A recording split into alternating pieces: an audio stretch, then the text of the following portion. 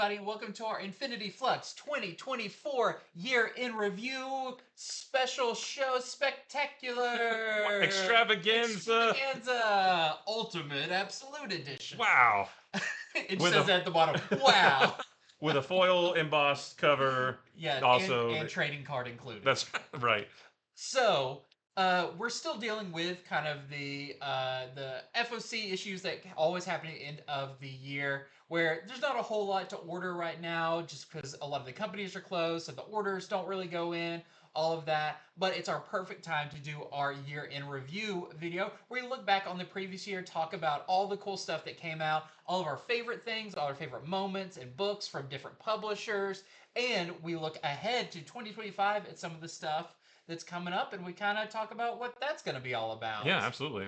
So, this is always a really big show for us. I always love doing this because it's cool to be reminded about everything that came out over the year. Yeah, and it's hard to remember. Like, did that come out this year? Did that come out last year? I think I thought something should have been in this show that came out in 2022. Yeah. We plus, especially with us, we read so many books every single year that it's kind of hard to remember. I'm sure we will forget some stuff. Yep. I'm sure we'll see some comments that will be like, "Hey, what about this? What about that?" This is not a comprehensive list. This is just some of the biggest and best stuff. But 2024 was an awesome year of comics. Yeah. Style. I mean, Especially, this is going to seem kind of uh, like later in the year heavy, but I feel like that's when, I mean, if you remember us talking about for months of like, hey, DC's not saying a whole lot and they're not putting out a whole lot, but just wait. Just well, wait. It's because the end of the year was so jam packed with stuff. Yeah, and then the Ultimate stuff in Marvel that really got an extra jolt with the Ultimates, which only started about the second half of the year, around the Yeah. summertime, I think. So a lot of stuff happened in 2024, but I feel like most of the big stuff happened in the second half of 2024. So let's get into our first category with favorite non-Marvel DC comics of 2024. We kind of struggled with what to call this because they're not necessarily indie comics. Yeah. You can say indie comics are independently owned or independently published. But then you have stuff like the Energon universe, which is actually owned by a corporation, but distributed through Image, which is traditionally an independent thing. So it's hard to narrow this down. So we pretty much decided anything that's not the two big publishers Right. Falls under this category. And this is in no particular order. And Yeah. we forgot a lot of things, I'm sure. Yeah, it's just wanted to stress that this is not like number 1, 2, 3. This is just a bucket Yeah. that contains all of our favorite things from the non-big two, and that's how all of these are going to be. We didn't feel like ordering these and try to figure out what is the number 1, what is the number 2. We just dumped them all in a big old bucket, and Made we're gonna a big old jambalaya. That's right, and it's yummy. Comics. Oh, and it's yummy. So starting off, we've got G.I. Joe number 1, and this kind of represents all of the Energon universe this year, because this year is when we got the kind of G.I. Joe side of the Energon universe. Yeah, this is so basically, G.I. Joe, but also Duke, which Duke number 1 came out at the tail end of 2023, but all the rest of it was this year. Yeah. Cobra Commander, Destro, Scarlet. So yeah, this is the G.I. Joe piece of the Energon universe, and it was fantastic. I mean, just exciting. It still feels really young. Yep. At least because we had those other series, but G.I. Joe just started. We've only got 2 issues out of G.I. Joe. Yep. So this is still fresh. It's still fresh in our minds. We're still kind of learning what this new version of G.I. Joe is going to be, but so far it's been awesome, especially those miniseries building up to it. I think were fantastic. The Cobra Commander series was awesome. Yeah, that was probably my favorite of the 4. That was my favorite. Him going up against the Dreadnoughts. Yeah. And just like how he doesn't fight them like hand to hand or anything. He just talks them into fighting each other. He just manipulates them mentally, yeah. So, big shout out to the Energon universe. You'll see them a couple of times throughout this show because they hit on multiple awesome points. And yeah, it's one of the strongest kind of sub imprints I've ever seen. Yeah. We're going to be talking about Ghost Machine as well, but the Energon universe, fantastic. And also, while we go along, leave in the comments, let us know what your favorite parts of these are, or some stuff that maybe you really like that we don't mention. I think would be awesome to hear as well. Yeah, definitely. Yeah, we also Teenage Mutant Ninja Turtles ended its epic, what, 10 or so Yeah. year run at IDW, and then started with a new run. Now this is still fairly new. We're only 5 issues into this, but Jason Aaron came on and didn't restart. It's not a restart. It's just a fresh continuation of everything that was established before. The first 4 issues, each one focused on a different turtle. We kind of caught up with where they are after the previous series ended.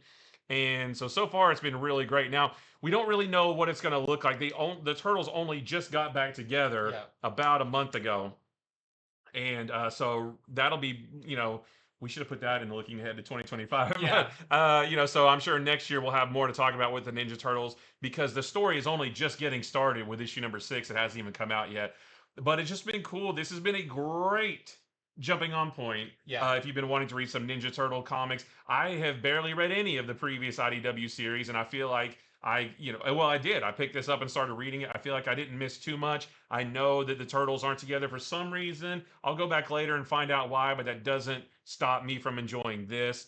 I think my favorite one was probably the first issue, Raphael, Yeah. or maybe Donatello, the fourth issue. I'm not too sure, but it's just been a great new jumping on point, a It great start to the yeah, it turtles. feels like an homage to the original Turtles, because yes, this is still fun. There's still fun elements, but it's dark Yes. and it's pretty brutal and everything. And so it feels less like the Nickelodeon era Turtles Hmm. and more like the The original original Mirage. Mirage. These turtles will fight for their lives and they get beat up and Oh it's yeah. rough.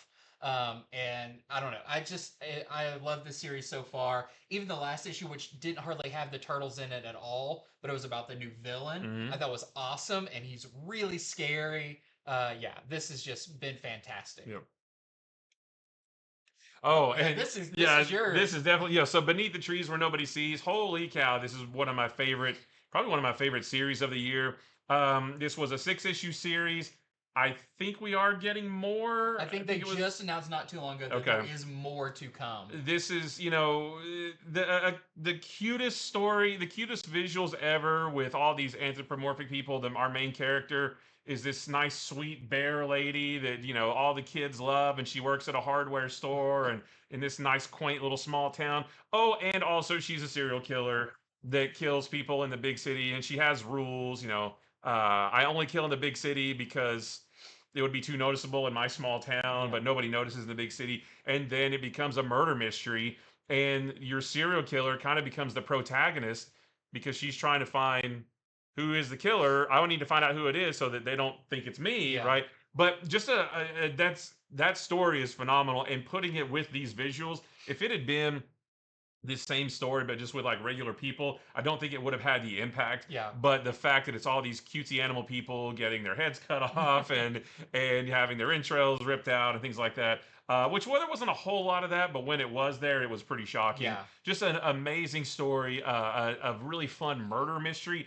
I think that a lot of more independent titles are probably better read in trades, because it's hard, at least for me, to remember from month to month who are these characters and what are they doing. But this one was a great one to read month to month, because every month you're like, oh, is the other shoe going to drop in this yeah. issue or not? And who done it, that kind of thing. Just a phenomenal series. Definitely pick this up in trade, and I can't wait for the next one. Yeah, the big thing, because I have the trade of this, I have not read it yet, Yeah. but you covered it for our show. Yeah.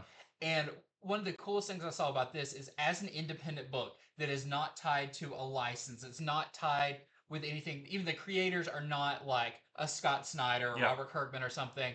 To watch the groundswell of support for this book, from basically nothing, was incredible, to where this is in a lot of people's like best books of the year, Yep. and it is on its sheer ability to tell a good story, have good art, be original. This is kind of the dream of a independent comic, Yeah. is to kind of come from whole cloth Yeah. and become this big thing. The hook was, oh, these cutesy little animal people, but one of them's a killer. But it stayed there. Like Yeah. the every issue there was something to latch onto. It didn't fade away. Like, it was phenomenal all the way through. Yeah, so yeah, go out and pick up the trade paperback for this. I feel like we have a lot to see from Beneath the Trees Hmm. going forward. Okay, next up, I just want to mention this because this was really funny. Kind of came out of not want to say came out of nowhere, but Penthouse Comics releasing a new magazine, and a lot of people had preconceived notions of what this would be, and there's a little bit of that, but what this actually is mostly kind of crime comics in here that are really good by independent creators or foreign creators that you've never seen or heard from before, and really interesting uh, stories and stuff. I just am a big proponent of, um, you know, going off of the main road a little bit Yeah. and trying something different, and that's what this did. So the people who initially were like kind of hesitant because of the name and the legacy behind Penthouse, checked it out and were like, this is actually some really quality kind of crime noir, drama, that kind of stuff in here that was really really cool. And I hope we see more of that to come. This is very much in the vein of like heavy metal, Yep. or heavy metal leaned a little bit more fantasy and science fiction. This leans heavier into crime and different time periods, fantastic art, all of that. So one of those, don't judge a book by its cover. Yeah. This actually has some phenomenal stories in it to check out. Yeah, and like you said, it's not there. There's only a little bit of what you would expect to see in something with the name Penthouse. There's a little bit, but not much. It's mostly just about the stories themselves. Yeah, they've got some great artists doing the covers and everything. So yeah, just a really interesting, new kind of publisher book entering the field this year. Yeah. Well, and then we're just blanketing with Ghost Machine, Yep. period, because we didn't want to, we couldn't figure out, Geiger, Red Coat, Rook. I mean, all of it, everything from Ghost Machine that has come out this year has been phenomenal. Now, my favorite has been Rook Exodus, but everything else has been great too. Geiger and Red Coat. We just started off with Hornsby and Halo. Hyde Street Yep. is one of my, if maybe it may Hyde Street may have overstepped Creepshow as my favorite horror book, because it's an ongoing horror story instead of an anthology, and there's so much mystery there. But just I feel like I'm missing something too. Wasn't there? I mean, we've got Redcoat, Rook, Geiger, which Geiger started quite a while ago, but this whole universe Yeah, joined it. Uh, Halo and Hornsby. I feel like I'm forgetting one. There's the Devour one Yeah, shot. Um, but if they've all been, Rockefellers. yeah. Oh yeah, Rockefellers is great. Rockefellers is Yeah. phenomenal. So yeah, just everything that has come out from Ghost Machine has been. There's not been any misses. No, You know, your mileage will vary. Like if you lean towards sci-fi or yeah. lean towards more adventure, everything. But there's a book there for everybody, Hmm. and yeah, it's incredible because there's not too many publishers that I could distinctly tell them about every single book, what it's about, kind of who the audience is. Yeah. It's really, they've each created their own look and Hmm. feel and personality and everything that I think maybe a lot of the big publishers have trouble with. Yeah. Which I think that's, all thanks to the creative team that's behind all of these, with Jeff Johns and Pete Tomasi and Yeah. Jason Fabok and Gary Frank Yeah. Brian and Hitch Brian and. Hitch, Francis Manipul. Mhm. I Um, mean, just like some absolutely top tier talent. yeah, The books have been on time. yep. They've all felt consistent. Like the art and the writing in each series has been Mhm. consistent. Just, I mean, just phenomenal storytelling that anybody can read. And Yeah, they're all disconnected. They're not connected to anything else. So if you just want like really awesome comic books, you can pick up any of these. You don't have to worry about decades worth of history. Just wonderful. And we know that Rook has taken a little bit of a pause. It is coming back. yeah. Geiger and Redcoat are still going strong. Isn't there another one with Geiger and Redcoat? Wasn't there a third? Um, Wasn't there a third one, or am I? And we know there's more. There was Junkyard Joe. Junkyard Joe, and we know about some other ones Yeah, that coming. are coming. Yeah, there's still more to come as well. So just some phenomenal books, action, sci-fi, all kinds of stuff. Yeah. Oh, and then I love grommets. I've been reading this every single issue. I think maybe I missed the last couple. I'm gonna grab the trade, but this has been a wonderful slice of life book from Rick Remender and Brian Posehn. They are the two writers on this, and they it's borrowed from their life experiences growing up in California in the 80s being skater kids. Now they didn't know each other when they were young like this, so they did embellish on that a little bit. But this is not superheroes, it's not horror, it's not Mhm. supernatural, it's not a murder mystery. It is just a slice of life about these two kids growing up in the skater culture of California in the 80s. The artwork is great, the colors are Yeah. beautiful. Me being a kid of the 80s myself, who dabbled a little bit in skateboarding, not a whole lot, but and I was in Tennessee, not California, so there's a little bit of a difference there. But this just kind of, they frequent a Taco Bell, but Taco Bell in the 80s, and there's all kinds of stuff like that that just kind of make me nostalgic for when I was a kid doing this kind of stuff. It's about growing up and you know finding love and finding who you are as you grow up, that kind of thing. Just a wonderful book that is a nice breath of fresh air. Oh, I'm tired of superheroes, I'm tired of horror, I'm tired of sci-fi or whatever. This is exactly what you need. It's very unique amongst all the other books that are out there. Yeah. Yeah, I'm looking forward to checking this out in Hmm. trade. Okay, next up we have our favorite Marvel comics of Yep. 2024, which there were plenty this year. A lot of them have the word Ultimate attached Yeah. to them. Starting off with Ultimate Spider-Man, but I had to pick this picture. It launched in January, so this was, feels like one of the oldest ones Right. that's on here, considering we've got, what, 12 issues of Hmm. this so far.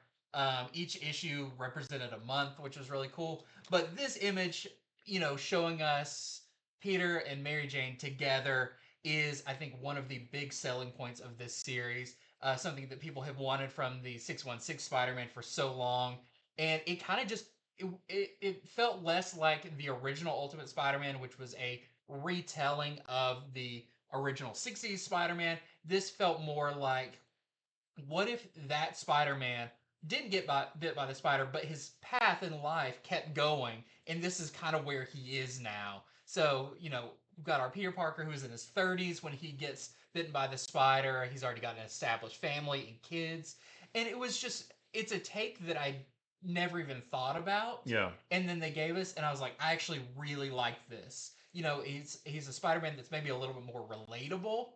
Uh, he hasn't been through the ups and downs and craziness of the 616 Spider-Man. He hasn't been to space. He hasn't done all this. This is still a Spider-Man that's learning.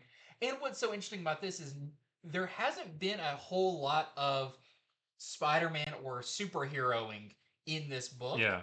but I feel like the strongest part of this book is the supporting cast. Like, all the stuff with Mary Jane is fantastic, and their family. The Ben Parker and J. Jonah Jameson starting their own newspaper is amazing. It's a real big testament to Jonathan Hickman's writing that he can make what traditionally would be considered the boring parts of Yeah. a book some of the most interesting.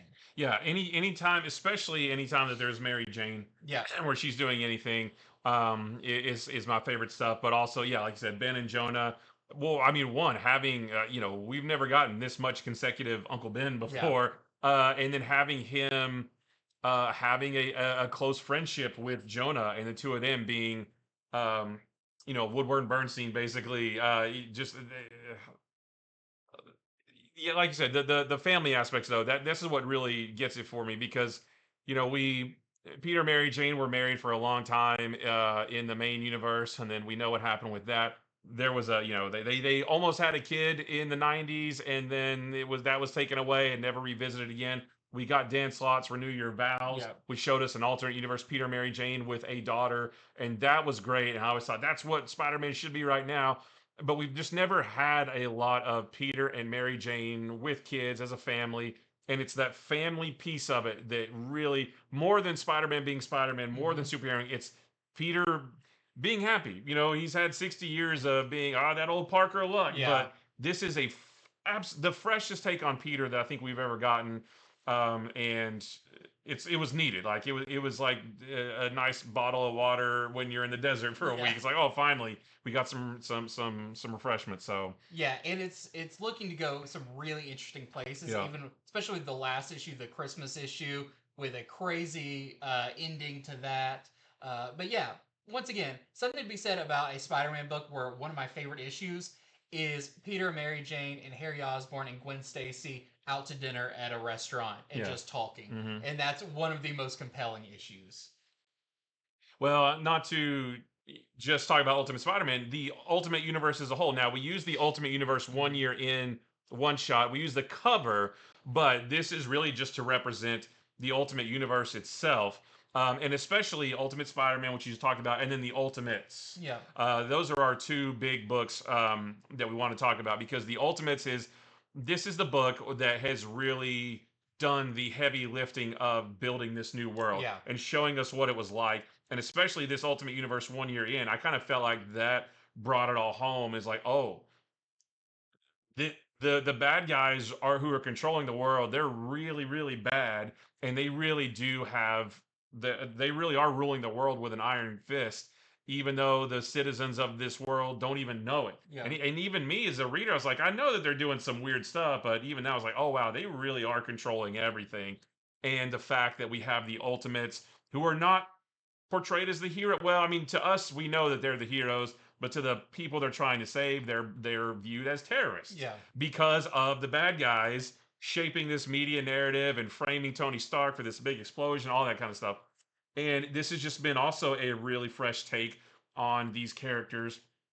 Some of which are brand new characters that we've never seen before, like the new Sorcerer Supreme that we're seeing over in Black Panther, The new She-Hulk. the new She-Hulk, the new Hawk. Well, that's well, yeah, yeah, like yeah, She-Hulk and Hawkeye especially. Those are familiar monikers, but the person as that Yeah. character brand new, and it all feels organic. Yeah. And I love seeing this team come together. We will talk about a specific issue of this later, but this is a world where I'm like, I don't know how the heroes win. Yeah. I don't know how That's a they're. big point we'll bring up later Yeah, when we talk about specific moments. But, this is really kind of the edge of your seat. Like, you don't know who could live, who could die, and it doesn't look good for the heroes yeah. in a way where, in the 616, you could be like, they'll figure out a way. This is like, I don't know if they'll all figure out a way out Yeah, of well, that's this. the thing is like I always, anytime I read just a regular comic, the question isn't will the good guy win? It's just how will he win? I don't Yeah. know how the good guy's going to win, but I know it's going to happen. But this, I'm like,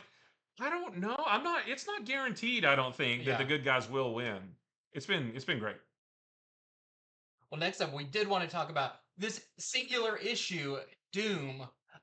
This was by Sanford Green, and Sanford Green also did a lot of the art in it Uh-huh. as well with Jonathan Hickman. I think Sanford Green did all the art in it, Yeah. but also co-wrote it with Jonathan Hickman. Right. And this was really out of nowhere and something that it doesn't feel like a regular Marvel move to put out a one shot like this, Yeah. but it was such a cool story about um build as Doom versus Galactus. But we didn't quite even get to that part. It was more of It was more the lead up the to lead that. up Yeah. to it. And I just thought this was probably one of the freshest Marvel books that I read. It felt the most kind of unique and it wasn't a mini series. It didn't have tie-in issues. Right. It didn't have anything like that.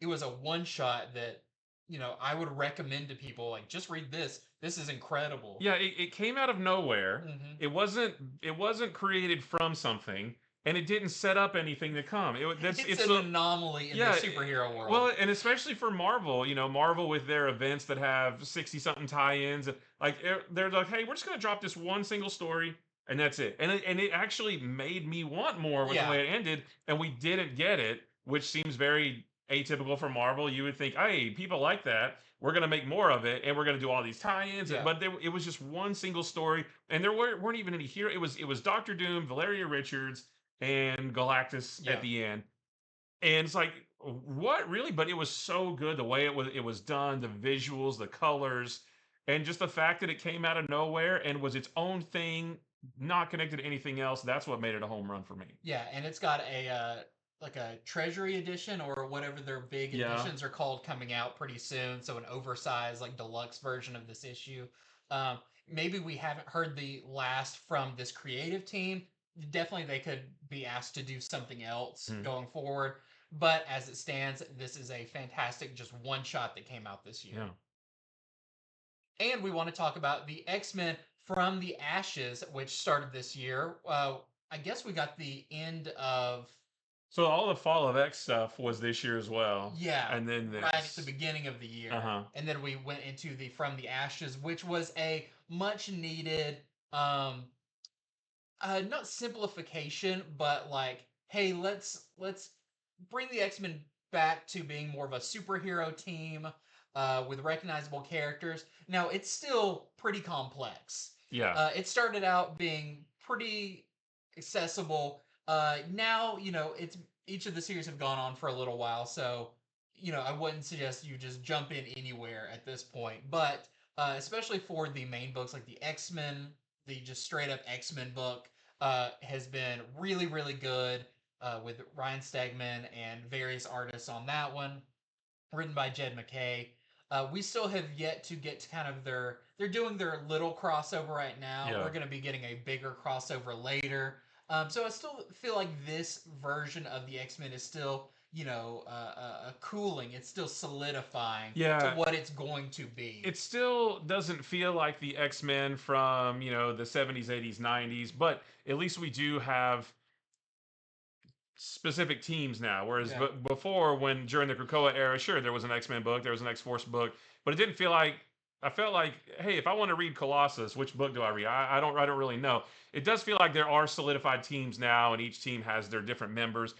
But back in the '90s, it felt like the X-Men and X-Force and X-Factor. It did feel like that they existed in the same world together, and sometimes they would get together and team up. Whereas this one, it does still feel a little bit disconnected from Mm-hmm. each other. And the X-Men and the Uncanny X-Men right now are fighting each other, which seems weird. X-Force and X-Factor over here doing their own things. So they still don't feel as cohesive as maybe they once were, but it doesn't feel like a big just mishmash of random mutants on an island. Yeah. So does feel like it's getting back to that more classic X-Men just a little bit. Yeah, and I think as 2025 goes forward, we're going to get a better idea of the landscape of the X-Men Mm-hmm. because it is still pretty new and Yeah. fresh. It's funny though that some of my favorite from the Ashes books are the single character Mm-hmm. books. I mean, this is my favorite X-Men, but then Phoenix and then Psylocke was just started. Yeah. The Storm book is really good, and Wolverine. Like the single character books are probably my favorite ones. Yeah. Now, if we could get a book that is just Magic and Juggernaut together. Right. I know we're getting a Magic book, which I'm excited Yeah. about, but those two are kind of the breakout hits. Mhm. Plus, we got Classic Beast back, Yeah. which, thank goodness. Oh, and then this was a great mini series, Predator versus Wolverine. We've also Predator versus Black Panther also came out this year, but this is the one that kind of jump started it all. And we know we're getting Predator versus Spider-Man next year too. But this was such a cool series because this is the Predator versus Wolverine, but at different points in Wolverine's Mhm. life, which was really cool, which was something they couldn't do with Black Panther. But Wolverine has existed for so long and been involved in so many different points of American history, and it was cool to see sort of them have this kind of extended rivalry. Yeah. Like they were arch enemies almost, and kind of almost like how Sabretooth hunts Wolverine on his birthday every year. Yeah. Like this is like, oh, Predator's back this time. We're gonna Mhm. fight again. And the fact that they showed how Wolverine didn't remember fighting the Predator because after the Weapon X thing, he got his memory wiped and he didn't remember. And the Predator wanting to come back and fight Wolverine because, like, hey, that's a sense of pride, right? As a Yeah. hunter, I feel like I need to beat this guy. And what better person to go up against a Predator than another Predator, right? Wolverine. We got the chance to interview Benjamin Percy when he was here at the store and talk to him about this and about Predator versus Black Panther. But I think it was the fact that this one for me stood apart because of it was different points in Logan's Yeah. life with different artists, and it was when he was with not Team Seven, but the team he was on, like Yeah. the Weapon X team he was on early on, and then when he was actually Wolverine with the X-Men and just different. That's what really made it awesome for me. Yeah, and this really also is there to set up, yes, Predator versus Wolverine, but then we got Predator versus Black Panther, and then Alien versus Avengers, which is currently Right. going on right now. It kind of set up a new idea of these crossovers Yeah. that, we already know is going to continue, like you said, with Predator Spider-Man. So, pretty And the cool. cool thing is, Benjamin Percy did confirm, just in case anybody's wondering, that the Predator versus books Mhm. are all together. Yeah. Like they all exist in the same not necessarily it's a different universe, but they all are in continuity with each other, which Yeah, is really that cool. is cool. Well, next up we've got another. There's a couple of Wolverines on here. Yeah. Wolverine Revenge. So this is the book that is still going on. We've still got a couple of issues left, even though the issues that have come out feel like a pretty cohesive story Yeah. as they are. This represents a lot. It is. It was the first Marvel Red Band. Well, aside from the Blood Hunt, but Hmm. when they decided to make that a thing, Red Band book. This is the return of Greg Capullo to Marvel. It represents a lot of really cool things. This series has been really fun so far. It's been full of action, great art, a very unique story. I feel like we thought one thing going into it, but didn't realize that like the gravitas of the story that they're telling with you know most of the superheroes are dead Yeah. or are dying in this book as Wolverine is literally getting revenge against the people who did it. And it's been really fun. Yeah, and that's what it was for me after reading the first, because I just didn't think about it much. I was like, okay, cool, Hickman and Capullo doing Wolverine, that's awesome. And then reading the first issue and seeing how much death and destruction there was with the heroes, I didn't even consider it until I read it. Like, oh, this is its own continuity, Yeah. not connected to anything. This is like if kind of like a Black Label book at DC. This is its own continuity. It can tell whatever story it wants to tell. It doesn't matter what's going on in any other book. If they want to kill, superhero X or whatever, then they can do that. And just the fact, I love those kinds of books. It makes me think of like Tom Taylor's Dark Ages when he did Yeah. that at Marvel, or Deceased or something like that. They can just tell whatever story, and I would love more stories like this where it's like, hey, don't worry about what's going on in the Hmm. in the proper Wolverine book right now. Just tell a Wolverine story. Who cares what happens? It's its own story, and it's not going to continue on anywhere else. Plus, yeah, it's been brutal. Um, and after reading the first issue, yeah, it's like, oh, that's why it's called Wolverine Revenge. Like, Yeah. it actually, the name actually has a purpose. It's Yeah. not just like to set it apart from something else. Oh, he really is out to get revenge because a lot of bad stuff happened. And yeah, and like, yeah, there's two issues left to come. What are they going to be? I have no idea, because Yeah. it feels like the series ended at issue number 3, but there's going to be more. And yeah, and it's got, Hickman. Obviously, we know how great Hickman is, but it's the visuals for me. Like Yeah. Hickman, or I'm sorry, Capullo doing Wolverine after he had such an epic run on Batman, and now he's doing one of Marvel's biggest characters. Like, this has it all basically. Yeah. And we'll be talking about the red band stuff later because that's an interesting discussion Hmm. as well.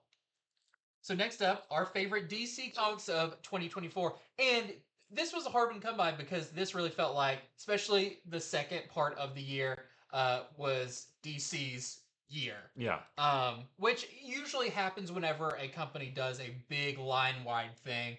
But this one, more than ever, felt a like everything was done correctly yes, and there wasn't any well I like this but I don't like this. We're still very much in the early stages of it, but so far it definitely feels like one of the best things DC's done with All In and the Absolute stuff, um, maybe ever. I mean, it's better than how New 52 started out, yeah. than Rebirth. It's I've said before with DC in this year, this is the year that DC figured it out. yeah. They've on admittedly they've had a really muddled past Hmm. with New 52, and then we're not going to do that. We're going to bring it all back with Rebirth and Infinite Frontier stuff, and even that was all still kind of a muddled mess.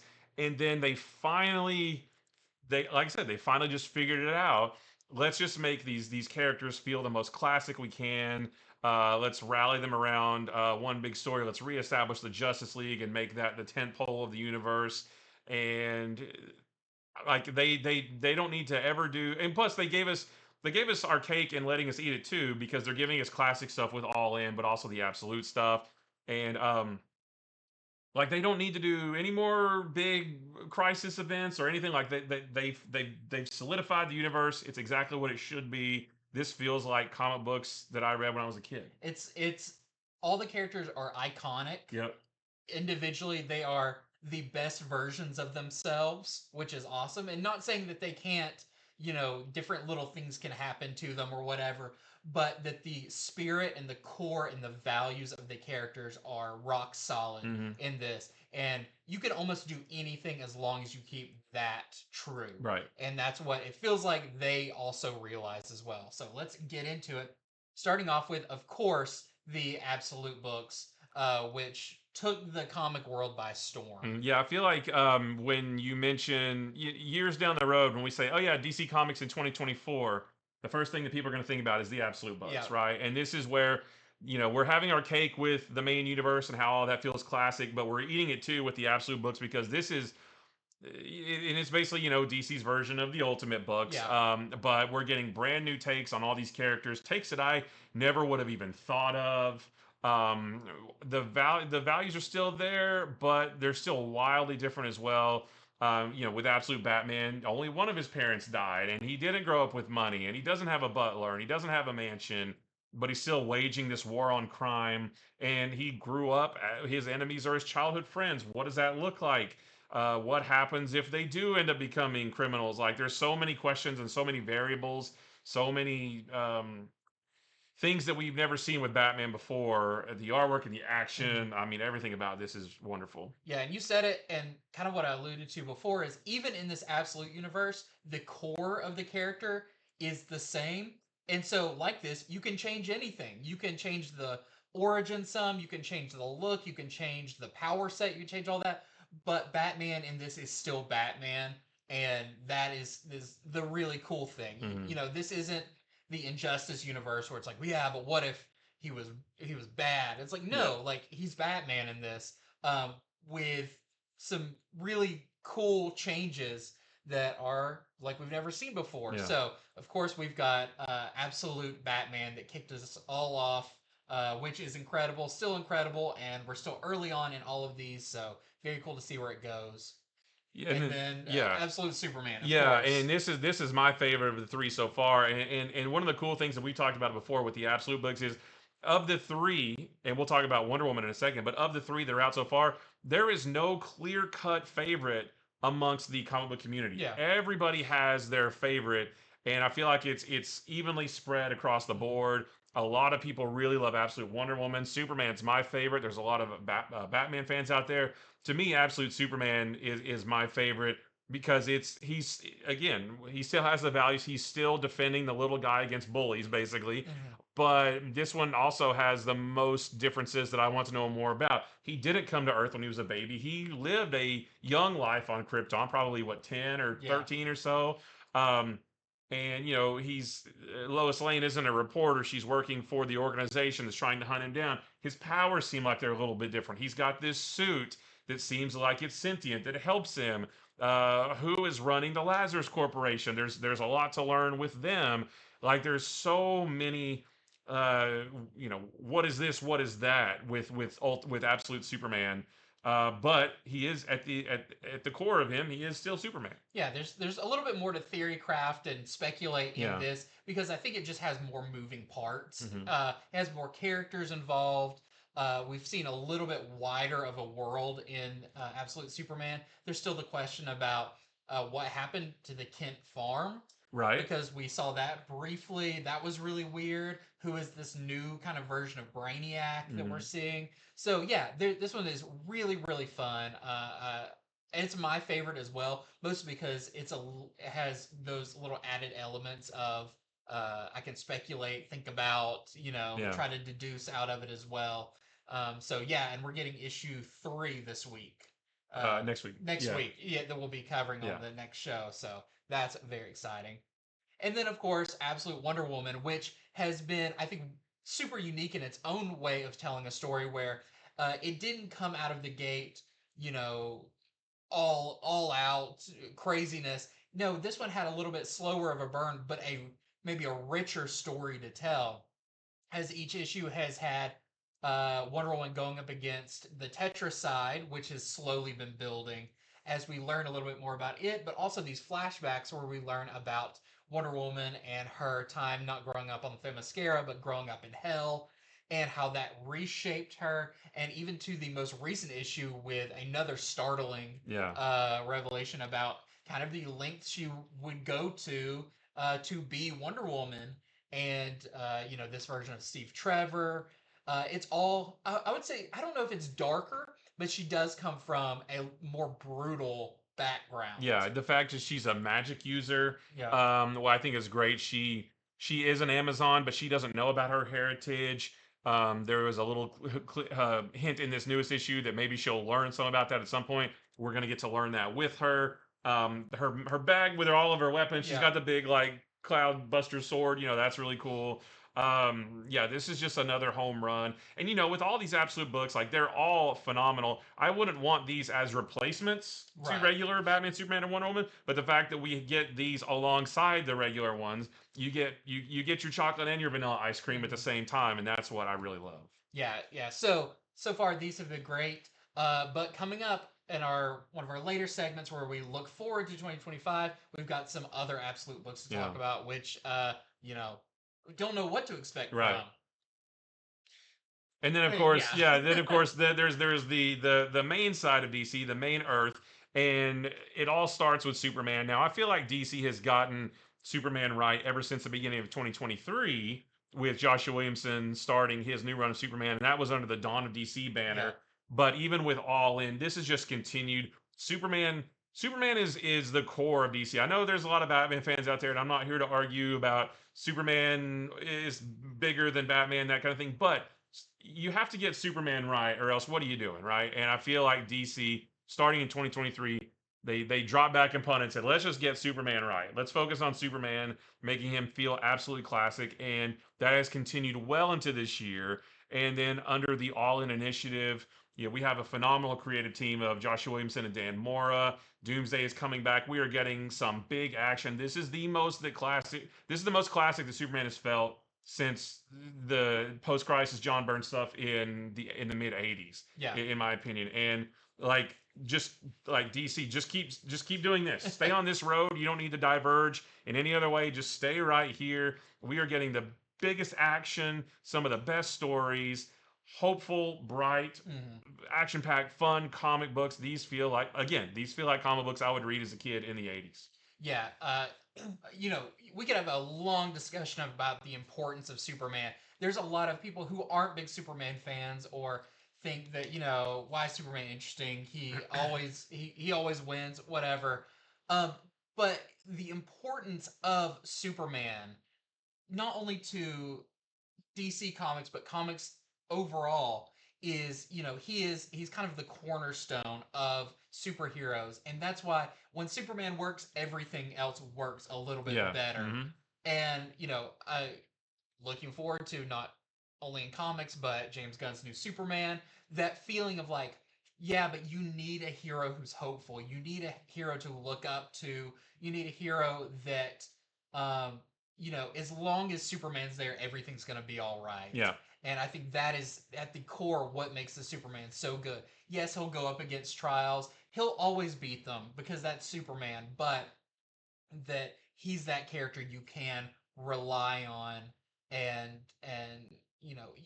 you read Superman not to see him lose but to see him win, Yeah. and win for not only Metropolis but all mankind type thing. Is Superman is super, no pun intended, important, and especially for DC.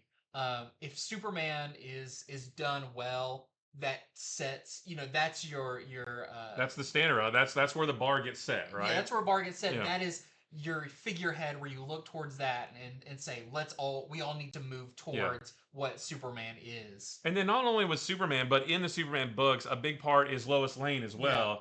well, giving us, admittedly, like what maybe Marvel isn't giving us sometimes with Superman and Lois in a true, just wonderful relationship. There's no strife, no pressure. She doesn't worry about him, and he doesn't worry about her.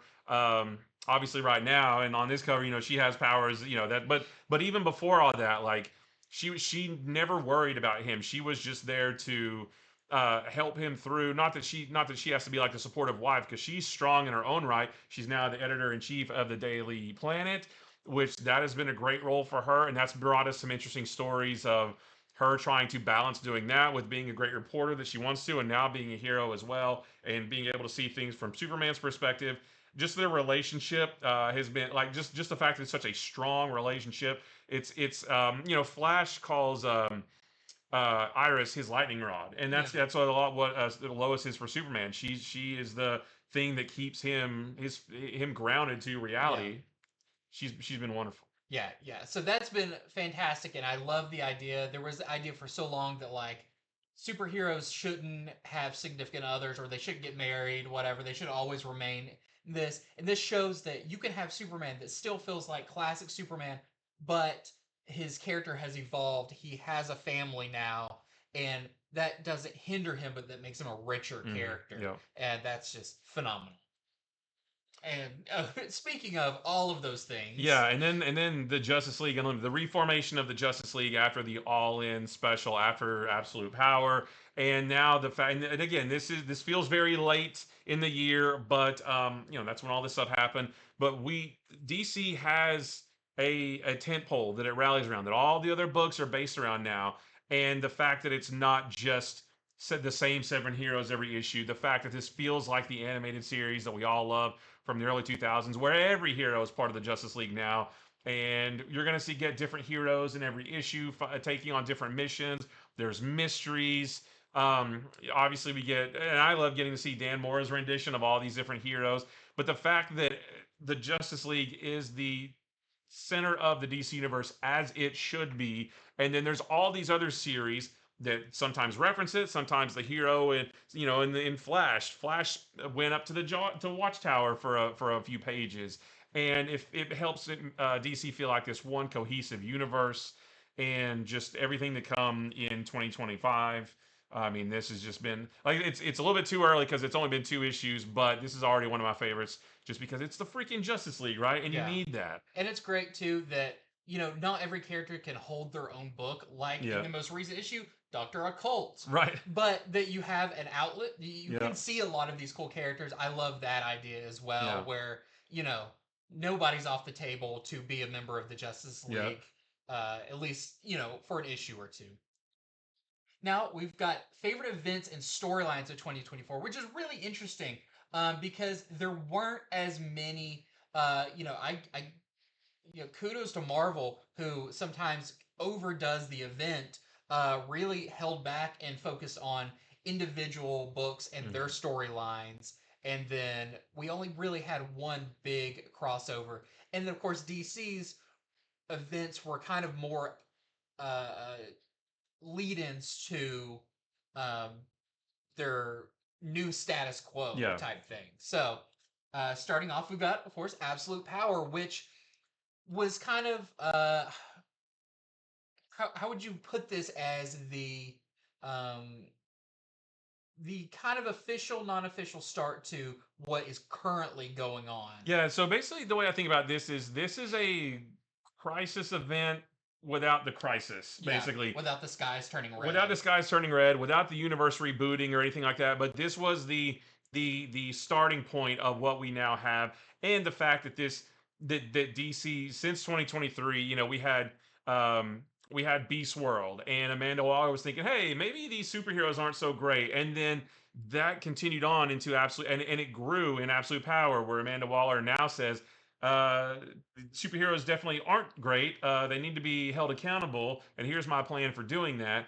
And the events of this led into the All In special, where Darkseid died, and then the effects of that are still being referenced in the current DC books. Now, Mark Waid said that he didn't want this to be a wedding dress event, meaning you get it out once and it looks great, and then you never think about it again. Like, the effects of this are still being felt today.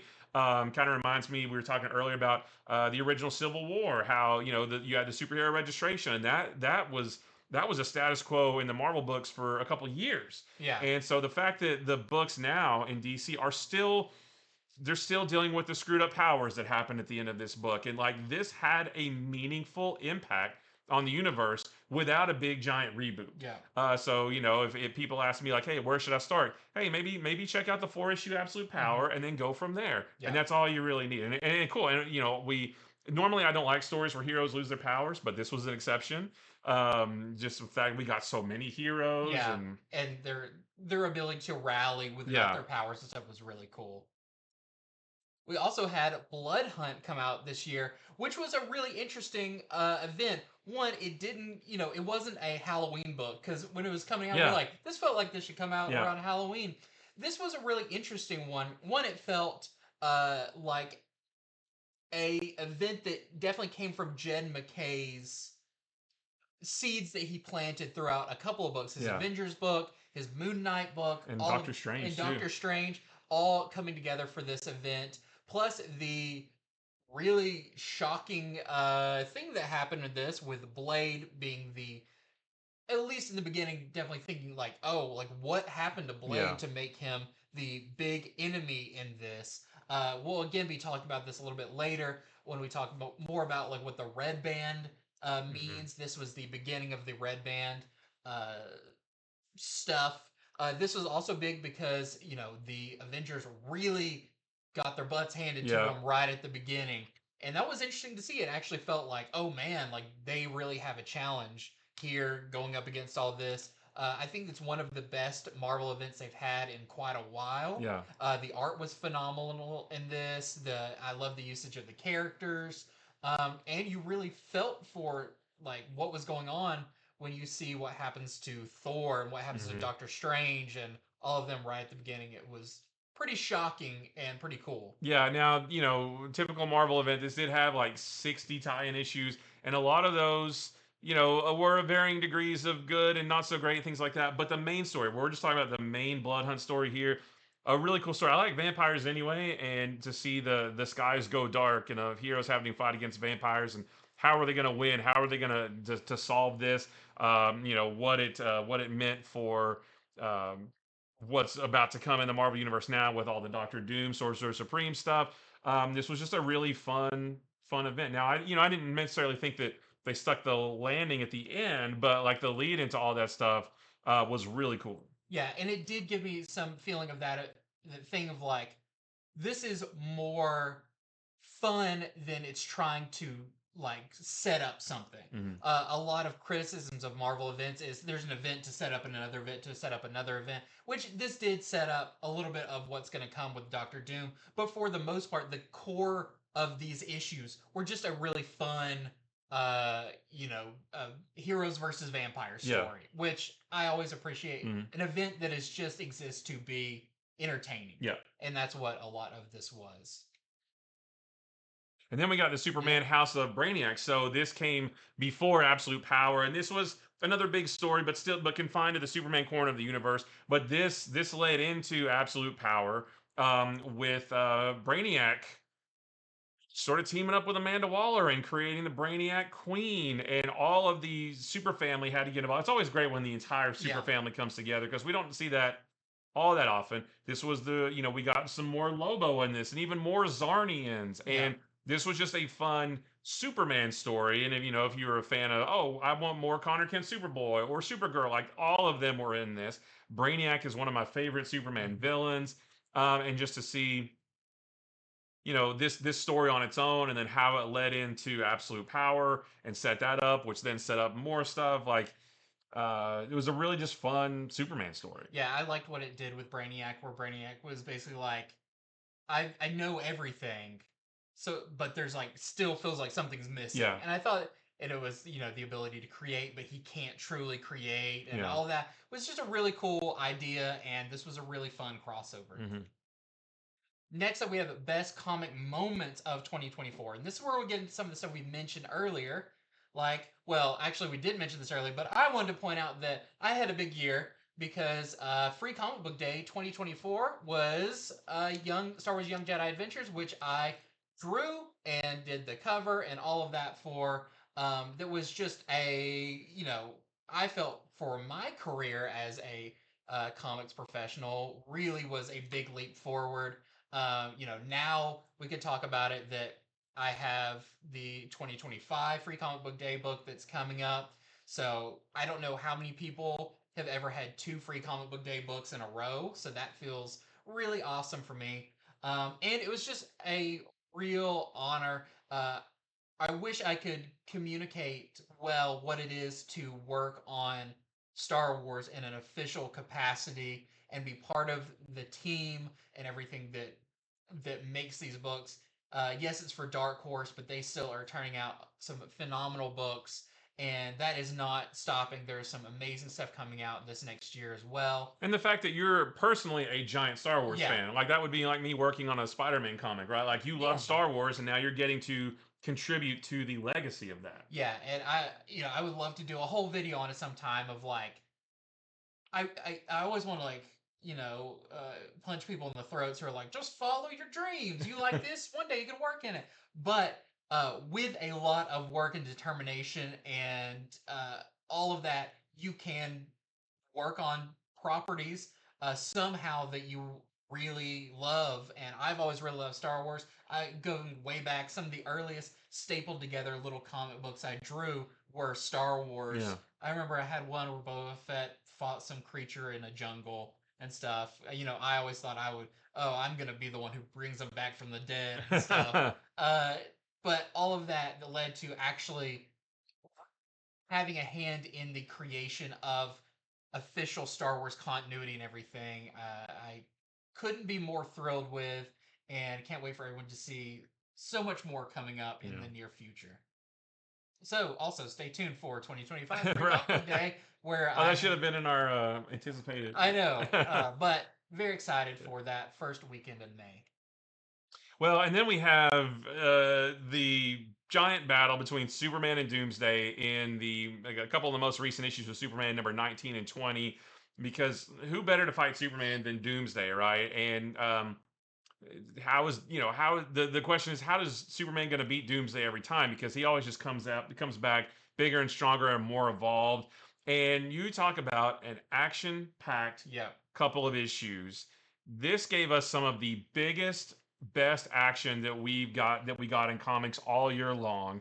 Um, in the this is from issue 19 and issue number 20. Superman flies around the world to build up enough speed and power to then punch him into the ground. It sends shockwaves through the city.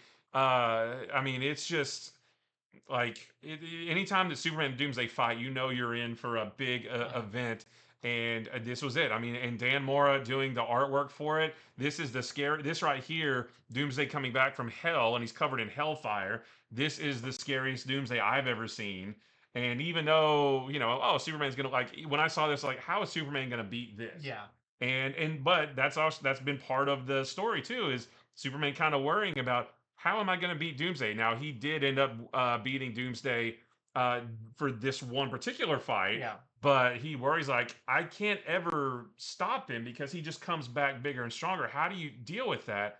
I don't know. Like, I can't wait Yeah. to find that out. But this was just like the artwork, the action. This is what comic books should be right here. Yeah, and props for the story in this because we've seen Doomsday come back various Hmm. occasions, and it's always like, well, you can't top the first fight, and you still can't. But this one, I feel like, has done a very unique story, other than Doomsday's back again, and Yeah. he's just on a punch and rampage. So yeah, this is phenomenal, and we're right in the middle of it. So Right. can't wait to see what happens next.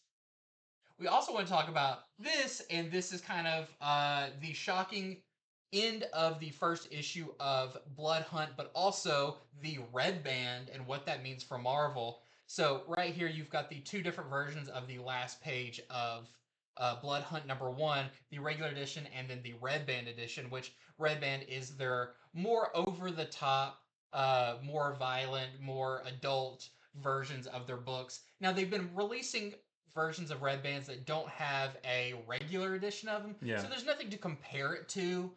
So it's a little bit harder to tell. I think issue like 1 and 2 of this are probably the best The best examples. examples of the Red Band. Now, what they do in these books is like nothing compared to what some Image and more indie Right. comics do. But it was pretty shocking to see this and to be like, oh, Marvel is not afraid to push it a little bit further. Yeah. Now, admittedly, there are some Marvel books that are coming out now that aren't Red Band, that seem like they're worse than anything you might see in a current Red Band book. So does seem kind of a little bit arbitrary, like which books are Red Band, which books aren't. So it does feel like they've maybe lost a little bit of that. But also aside from the Red Band stuff, like I didn't see this coming at the end. No. This was like Blade comes into Doctor Strange Sanctum Sanctorum and's like, yeah, I don't know, man, this is weird. And Doctor Strange's like, what do you think? How do you think we win this? And I was like, oh, cool, yeah, they're gonna put their heads together and figure this out. And then he stabs Doctor Strange. I didn't see that coming at all. Yeah. So that was a pretty cool moment for me, like being completely taken by surprise. Yeah, that was uh, probably one of the best number ones for a Marvel Mm-hmm. event, where it was just actually had one of those shocking final page Yeah. turns.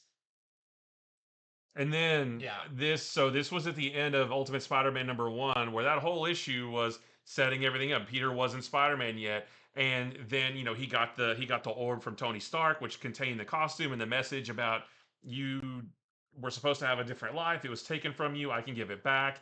And Peter trying to have to figure out. I've always felt like I was destined for more.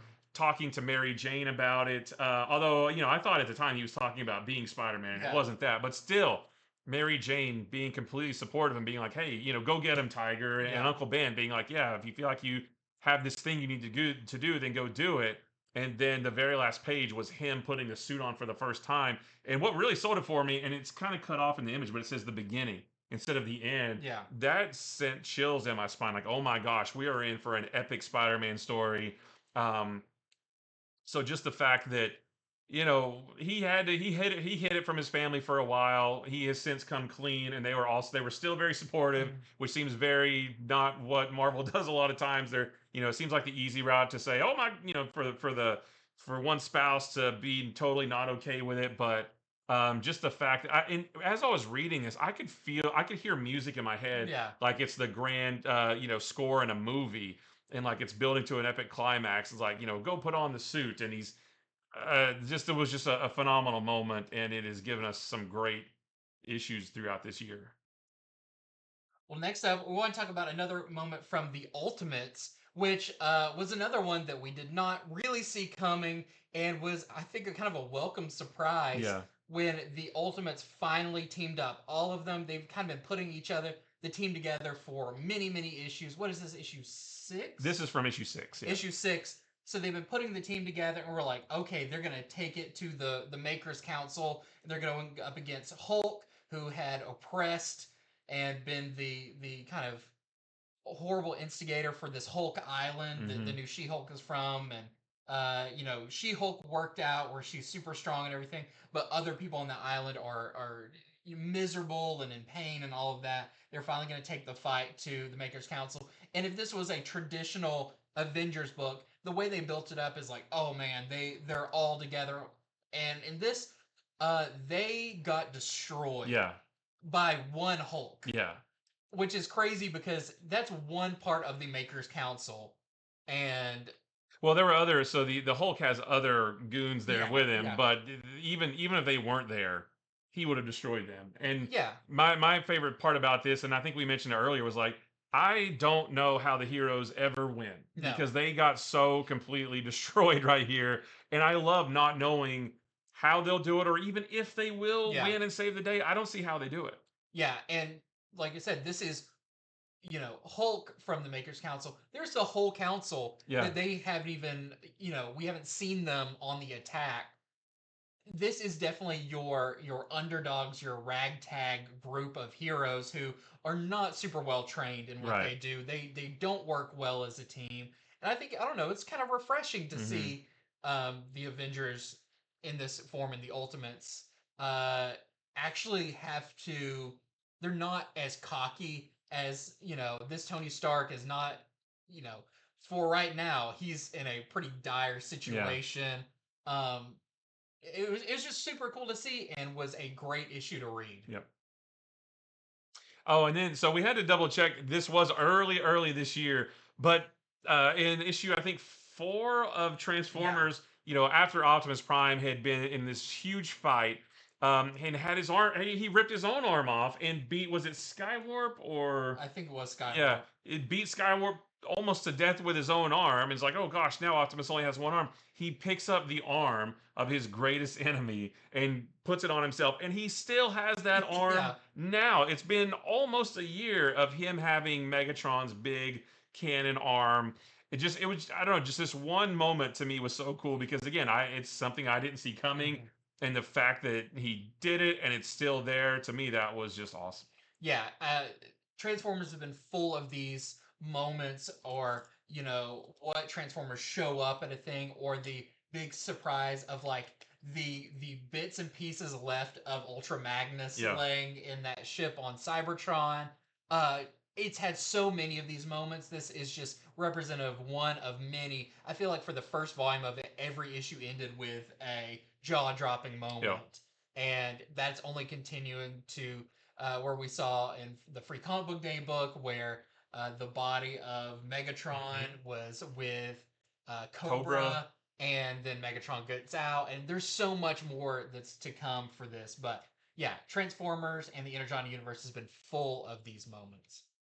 Now we have the best of the best comics of 2024. These are our kind of personal picks of our favorite of the entire year. Yeah. So, and some of these didn't fall into the other categories because these are our personal Yeah. picks. Well, so I definitely couldn't not talk about Fantastic Four in a year, or in a 2024 recap, because aside from Ultimate Spider-Man and the Ultimates, this is my next favorite book from Marvel, and I love that this book almost exclusively is its own thing. It doesn't concern itself with what's going on in the Marvel universe, and this isn't a big superhero book. This is more about family science adventures, Yeah. and it feels like an anthology book where a lot of the issues are one and done. There may be a two or a three-parter here and there. And this did not start this year too, but it's still been going on this year. It's been consistently good this year. Everything is fun. The family aspect is so strong. There's such a the Fantastic Four and their extended family with Ben and Alicia's kids and Alicia herself, and like it's all just feels like such a great family book, full of adventure, full of great artwork. There's big stuff going on over here in the Marvel Universe, but the Fantastic Four are in Arizona doing weird, wacky stuff, like Yeah. working at a big box store, Yeah. like on this cover. Just a great, enjoyable read, one that I look forward to every month. And Johnny Storm's mustache. Right, and that too. The other thing we didn't mention is Carlos Gomez was the artist on this for a little Yeah, while. And we didn't mention that All New Venom just started, but right. that's another big thing that happened this year That's right. that we're anticipating what's to come Hmm. with that.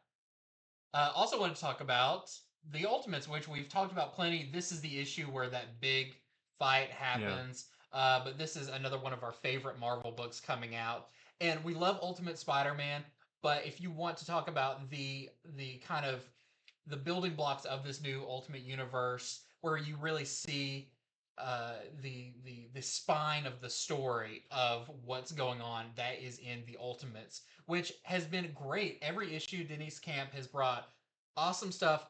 Almost every issue for the first bit was introducing a new character. yeah, Um, it spotlighted different characters, different ones. I love the new She-Hulk. We talked about the new yeah. Hawkeye. When Captain America in issue 2 marched into the White House and confronted Midas, Hmm. who we didn't know a whole lot about, but was just a really cool fight scene and everything. Just overall, the Ultimates has been a phenomenal book, Yeah, and I can't wait to see where it goes going forward. And one of my favorite books, and it's only just started as well. We've only had 2 issues plus a one shot. Is Hyde Street by, of course, Jeff Johns and Ivan Rice, which is one of my favorite creative teams of all time, and doing what I think is. I wish more people were talking about how unique this book is because it is a genre that I don't know if necessarily exists. right. It is an ongoing horror book, and yes, we've had stuff like Nailbiter and a lot of horror. Something's Killing the Children. All those have that, but this is unique in its way of it uses those kind of archetype characters like a crypt keeper or whatever, but as the protagonists. And you could say this book doesn't even have like a good guy. It doesn't have a Right. protagonist. It's these characters, these creatures or whatever you want to call them, in that main protagonist role in a really interesting way with art, which I think is the other thing, the X factor of this, which all those other books have great art and everything. But this is you're taking Ivan Rice, who is traditionally a superhero artist with Green Lantern, with Aquaman, with all of that, but drawing a horror book that makes it look like one of your big two Yeah. like superhero or event books. Yeah. It's a very interesting um, uh, artist taking on a role that you don't normally see them do in a story that is a very non-traditional ongoing series. It's a very hard one to pin down into, oh, it's like this other book, Yeah. because it's really not. Um, we don't have Van Helsing as a main character going through hunting these characters. We're kind of right in the thick of these really horrible Yeah. things, but with an overall mystery about what they are, and it's just I feel like altogether a new concept. Absolutely. Well, I wanted to throw in Rook Exos because obviously, Hyde Street and all the other Ghost Machine books are great, but for me, like this has the perfect mix of everything that I like. It feels kind of superhero-y, but without superheroes. It's got some sci-fi stuff in there. It feels a little bit Mad Max. This cool futuristic story, and then you put Jason Fabok's art on top of all of that, and it has made a really cool story. I want to know about all these characters.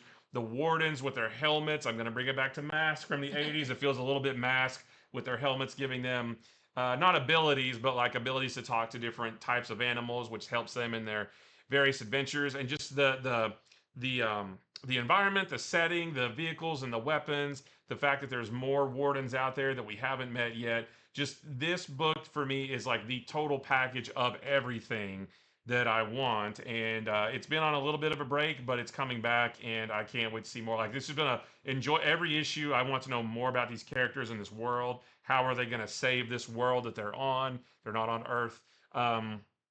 Like just yeah, this has everything that I want in a book. What Ghost Machine across all their books have done so well is iconic characters Uh-huh. that you see a character and you can already tell something about that character, and then the rich characterization behind it. They've even been doing that within the books where they have their kind of who's who page Right. or whatever, because these characters are so unique and so cool that I feel like there's way too many books out there where you look and you're like, I still can't tell the characters apart, Hmm. but I don't remember what that person does. Yeah. No, none of the Ghost Machine books, they all are so unique with great Yep. characters. Next up, this was my add-on. So we almost never talk about it on any of our shows, but I'm still reading Savage Dragon, and I think it is crazy and fun, and Eric Larson is still going strong, uh, doing whatever he wants. So it went from being in the 90s a superhero comic, a detective comic, a police procedural, Yeah. to a cosmic story, to now like one of the most mature in every aspect books on the shelves. Um, but also that Eric Larson has kept it in real time, where Dragon you see on the cover there is not Dragon from the original. This is Malcolm Dragon, his son, who now has his own kids. He's married. Has a whole kind of different supporting characters. Some you remember, some new, but this is such an achievement for a singular creator, and I still really enjoy it, and I look forward to every issue that comes out. And it's bonkers, and you don't even get into the stuff with Mickey Mouse popping up in it because that's crazy. Uh, but just so much fun. So go back. They've been doing those great Ultimate editions of Savage Dragon. Hopefully they keep those going, and we will get all of Savage Dragon recollected because I think it's a lot of fun. And then just had to put Superman back in there for everything that we've said so far. This feels like the most classic version of Superman we've had in nearly 40 years. The best artwork, the best stories, big action. I mean, I don't think we need to say much more about it, but we put this cover on here. This is the big fight. This is the part two of the big fight with Doomsday. Just like this is the book I get excited about this, and yes, the absolute books are great. Absolutely, they're great. But I like having those alternate versions. But at the end of the day, I really like my classic Yeah. superheroes, and this is the most classic of all of them. I put this one and I broke the rules because I put three together. But Whoa. these are such. So these three are out now. We've got a couple issues of Question. We've only got the first issue of New Gods and Challengers of the Unknown. But this represents three books that traditionally for DC are not top selling books. They represent kind of difficult ones to market. Um, but these three are three of some of my favorite books that have come out all year. They represent how DC's cohesion with Justice League and everything, these all center around basically because of the events of the All In special. These represent, you know, the Question and what's going on in the Watchtower, the New Gods, and the fallout from the death of Darkseid. And there's been a vacuum created there, and now a new god is being born. And with Challenge the Unknown, the death of Darkseid and Yep. what that has done to the universe as a whole, and them going out to investigate it. These each are standalone. You can read them without reading anything else, but also help weave this new big tapestry of DC and everything they're telling, which just feels like I can't get enough of these. I just want more and more to build Yeah. out this bigger story. Plus, it feels like the creative teams are having fun on them. There's they feel fresh, they feel exciting. Um, yeah, they're phenomenal, and everyone should check out these. At least you may not love all of them, but I feel like they're diverse enough, but also um, they will help build your kind of love of what's going on in Right. DC, no matter which one you Yep. pick up. And we can't not mention the big DC versus Marvel omnibus that came out just a couple months ago, because I thought we would never get this. Yeah, This is something that's pretty remarkable that DC and Marvel were able to come together and put this omnibus out. And of course, this collects most, if not all, of the DC and Marvel crossover books from the late 70s, starting with Superman and Spider Man, all through the 90s with all the Batman stuff, Batman Punisher, Batman Daredevil, Batman, Spider Man, all that stuff, and everything in between, Thanos and Darkseid, and all that stuff. I've been snatching those up over the last few years anytime I could find one, because I was like, man, I need to. I'll never be able to find that anywhere again. And then now the fact that they actually came together and collected them all, we are getting the Amalgam Omnibus next week that has all of those characters too. Or not the it has the Amalgam storyline where the universes collided. Dark Claw Yeah, and Dark Claw and Speed Demon and all Iron those guys. Lantern. So just the fact that Marvel and DC came together and gave us a new printing of these stories, which I doubt they'll ever do again. They're not going to do any more printings in Omnibus. Once it's gone, it's gone. But just the fact that we got a nice new collection of these stories is phenomenal. Yes, this is great. I can't wait for the Amalgam one. I love those books. They're actually really good books too. Yeah, So that's going to be great. And you got all the Jim Lee covers for them that's as right. well. Next up, we've got a big one. What's ahead in 2025? We don't know a whole lot. It's still kind of the reveals are coming. We only know some hints of stuff later on in the year. We've got our solicitations through March March. at this point, which DC's still building up its all-in stuff, introducing new titles. We've got Aquaman coming up very soon. We've got a lot more of those books coming out. Marvel, we know we've got some more Ultimate stuff coming up. We've got all the stuff they teased in the um, time slide Yeah. issue. That maybe this coming year, maybe the next year. Who knows? Who knows if they will? All of those will come out. Some of them, whatever. But we've put together some of the ones that we know some about and that we're looking forward to. Starting off with some of the new Absolute books. So many questions when this all got started. We've got Absolute Batman. People were thinking, oh, is that just a 5-issue miniseries? No, it's ongoing. So is Superman, so is Wonder Woman, and we're getting more. Starting off with Absolute Flash, we know, which is going to be by Jeff Lemire. We don't know a whole lot about what this is going to be. We know it's Wally West and not Barry Allen. There's the idea of what is Flash without this legacy. that he comes from. He doesn't have his mentors there to help him. He does look a little bit younger, but overall, we don't know a whole lot. We know the rogues are in it, but Yep. Captain Cold looks very handsome, which is very different than the original version of it. So very excited about Absolute Flash, which comes out. I don't remember. I want to say maybe like February or Yeah, March or something it's like that. it's earlier Yeah. on. We're also getting Absolute Green Lantern, and this is going to feature Joe Mullen as the central protagonist for this. But they did say that Hal and John Stewart, Guy Gardner are all going to be there too. So yeah, just we know even less about this than we do about Absolute Flash. But the Absolute books have been so great. I'm excited for all of them. I think they did announce that there's going to be 8 in total, and they've only announced 6. Yeah. So I think there's still 2 more out there that we don't know about, but the ones that we do know about, I think are going to be great. Yeah, this one's really interesting because I think they even said that there's no ring, there's no the willpower is not part of it, and that maybe they get their powers from another source. Okay. So I don't know if they're going to be magic or whatever, but I'm excited to, with all of these, uncover what it's going Mm-hmm. to be about. And maybe the weirdest one is Absolute Martian Manhunter, which we also don't know hardly anything about other than he's not actually from Mars.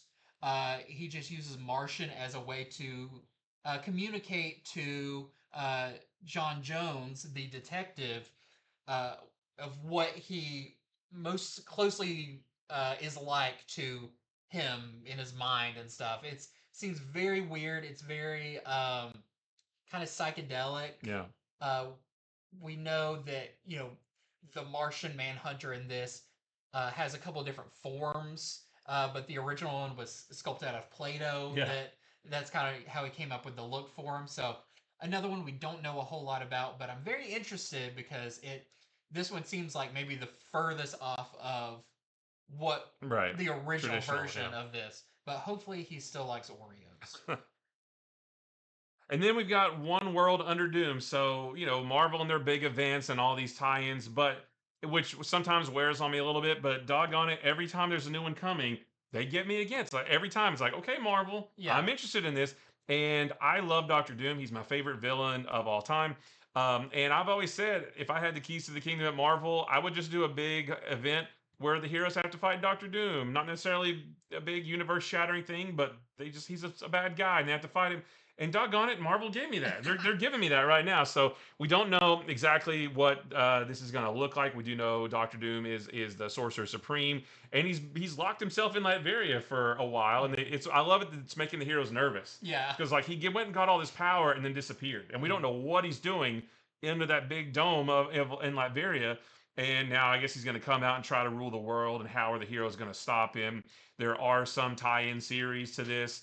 But and I think this is going to last for a good part of 2025 Yeah. as well. I believe that this main book right here is 9 issues, so which means I think it's going to take us into the fall maybe of 2025. So I love Doctor Doom. I love it when the heroes fight him, and we'll have to see what he's going to do with all that power. And it does look like they're doing the thing, which I do like, is if something that big happens, it does affect other things. Yeah.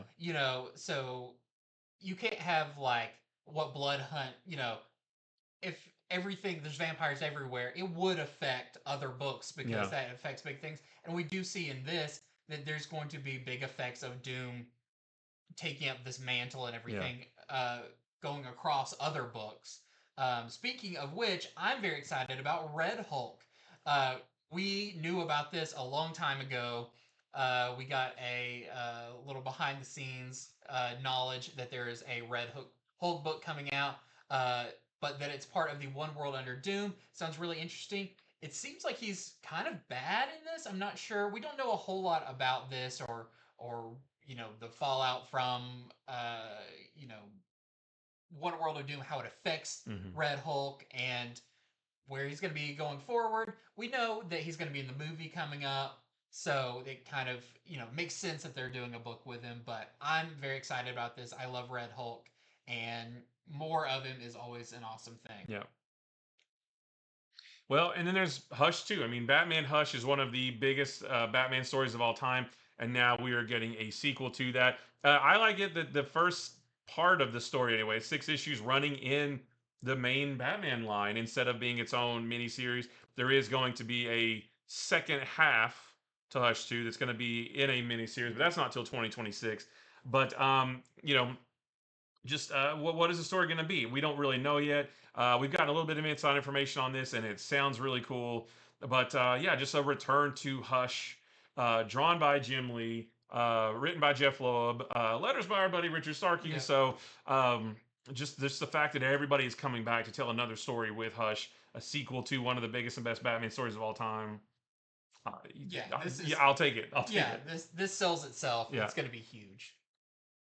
Next up, I am so excited. I was worried I'd never get any more Invincible. Invincible is my favorite series of all time. Ryan Otley is my favorite artist of all time. And when Invincible ended, I love Invincible, the series. The ending, it speeds up a lot. It covers a lot of ground towards the end, and it felt like, oh man, there's so many more stories they could tell. There's so many great characters. We had the Invincible Universe book, we had the Guarding the Globe book, and everything. But we waited long enough. There is a new Invincible book by Robert Kirkman and Ryan Otley covering Battle Beast, which is one of the kind of fan favorite characters, a very fun character, a very tragic character, all of that. I think this is going to be huge now that we have the TV show. It's shown, it's there's more Invincible fans than Mhm. ever. And I can't wait to just be back in that world. This one maybe so Invincible is interesting. It starts out as a superhero book, kind of a parody of Superman and Spider-Man and that kind of thing. As it goes on, it kind of becomes its own thing and then veers pretty heavily into science fiction. This looks like it's going to kind of start in that science fiction world because Battle Beast is an alien and all of that. Uh, and from the preview page that we saw of this, it looks like we're going to get more incredible creatures and over the top fights and everything that you come to know and love from Invincible.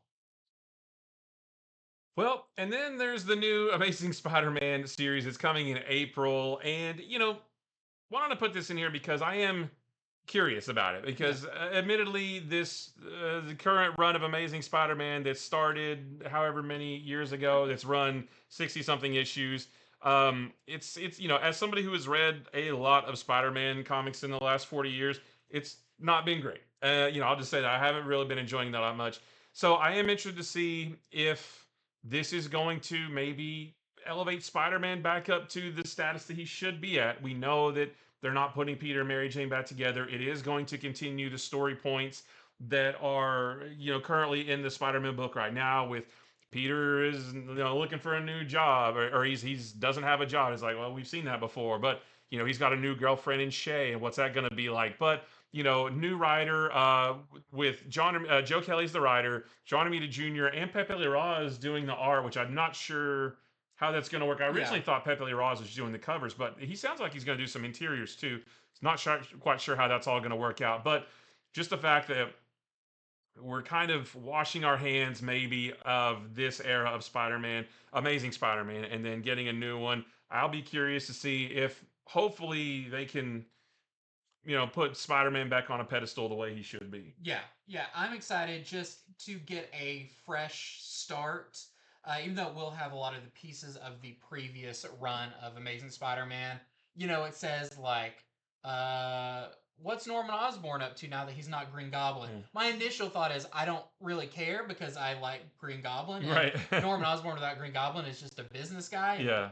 But this current storyline that's going on, the Eight Deaths, the first few parts of it, which is written by the same writer, Joe Kelly, I think was really good, and I think maybe he does have a better sense of that like fun of Yeah. Spider-Man. The dialogue, all of that, it feels better. If we could only get rid of Paul, Yep.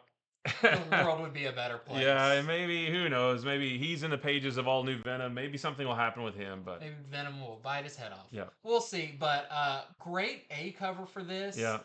With all the villains and everything. I do love seeing Spider-Man and a lot of his Rose Gallery. Like that is a cool image. That's so cool. Hobgoblin and you got Mysterio, and you got Yeah. Craven, Yeah. and The Rhino and Shocker and yeah. yeah, it's just that feels like okay, we're off to a good start Yeah. there. So this one's here to show like, hey, we will be here covering this book as it comes out, Mhm. and I'm excited for a new era of Spider-Man. Yep. And then we have Yep. a new Godzilla versus Marvel miniseries. Now I know we had the Justice League versus Godzilla versus Kong, and that was its own thing. This is something different. So this is going to be, I think they said a 5 or a 6 issue miniseries. But what this is going to be is each issue is going to be a one and done, and it's going to be set at different points in time. Yeah. It's not going to be one continuous thing like the Justice League versus Godzilla book was, though. So it's cool to have Godzilla back at Marvel. He hasn't been back at Marvel since the very late 70s when he had Marvel had a 2-year license with Godzilla. They released that 24 issue series from 77 to 79. And we haven't seen Godzilla face off against the Marvel heroes since then. Yep. And now we're going to get that. I'm interested in the fact that each issue is a one and done Yeah. and set in a different period of time, because that instead of just focusing on one story, we get however many issues, 5 or 6 different stories, and I think that's what's going to be Yeah, fun. by different creative teams Right. and everything. And this is the big one. This is the one that we just found out about like last week. This is the something. I'm guessing this is Marvel's big summer event. Yeah. But we don't even know that. It could be its own thing, whatever. But you know it's big when it's Jonathan Hickman. It says presents the end of the beginning. What does that mean? What does that mean? Yeah. We do see here the way Imperial's written. There's theories that it involves the Imperial Guard. Imperial Guard with Gladiator and all that. You've got the star motif, which makes you think something cosmic. Is it going to tie into his gods, his 8-issue God series? Yeah, I don't know. I don't know. But this is really exciting. I always love big teases like this. Yeah. Everything. I think that's really fun. I like speculating about it. And you do have Hickman behind it, which if anything, it's going to be super interesting and very world building and stuff. So I'm looking forward to that. I like Gladiator as a character. I feel like he doesn't get a whole lot of play. He's essentially Marvel's Superman, but with a mohawk, purple skin, and a bad attitude. So who knows? It feels weird. Usually they're kind of tied in with the X-Men to some extent. But Hickman just left a big run on the X-Men. Yeah. So who knows? But very excited about I this. will say well. I don't think this is an ultimate thing though. No. I think the Ultimates books have been running in real time. They have their own countdown to a big story they're going to tell when the big dome opens. That is not going to happen in the summer. We're still like 12 months away. Yeah. So I do think this is main 616 Marvel. But beyond that, I don't know. But it's a Jonathan Hickman joint, so I'm in. Yep. And like all the others, we'll be covering it on our shows, discovering it along with you. Well, and that is it for our Infinity Flux 2024 year in review show. This is always a big show, and there's always so much to talk about. There's a whole year's worth of stuff to talk about. And thank you so much for staying with us, checking them all out. Thank you so much for being with us over the entire year as we covered all these books as they were coming out. Or if you're brand new here, you see what we do. We cover these books, we talk about them. We give you a better idea about what they're all about when you go into your local comic book store, and you are now the expert there. Yeah. We give you that title of expert of comics. You're welcome. No. You're so welcome. But yes, we the schedule for the FOC and the ordering and everything is still a little weird. It'll be back on track next week. I think we're starting to get the regular books in and everything. But Monday, we've still got a bunch of big books to cover. There's some big ones coming out this week. We've got the Atom Project, #1. We have the new Sam Wilson Captain America Sam Wilson book. Captain America with Red Hulk. I can't wait to read. Cable, a new Cable book. Yeah, Cable. So, I mean, another reason to come back Monday. And this will be your first week of comics for 2025. Yeah. So let's see how the year kicks off. Happy New Year to everybody. Can't wait to experience with you. Yeah, and also just wanted to thank everybody who shopped with us, whether it was local or on the website. 2024 was our biggest year yet. We just celebrated our 10th anniversary, and that is phenomenal. We have so many plans for 2025 and beyond. So to everybody who shopped in store, shopped online, watched these videos. Even if you shop somewhere else, but you just use this information to help you buy those books, thank you so much for your continued support. And we look forward to just doing more of that in the new year. Yeah, we've got a lot of big stuff planned that you'll be seeing very soon for these shows, and exciting announcements, all that kind of Yeah. stuff coming up very, very soon. So stay tuned. 2025, like you said, will be the biggest year Mm-hmm. yet. So can't wait to see you there for that. And until next time, See ya. bye.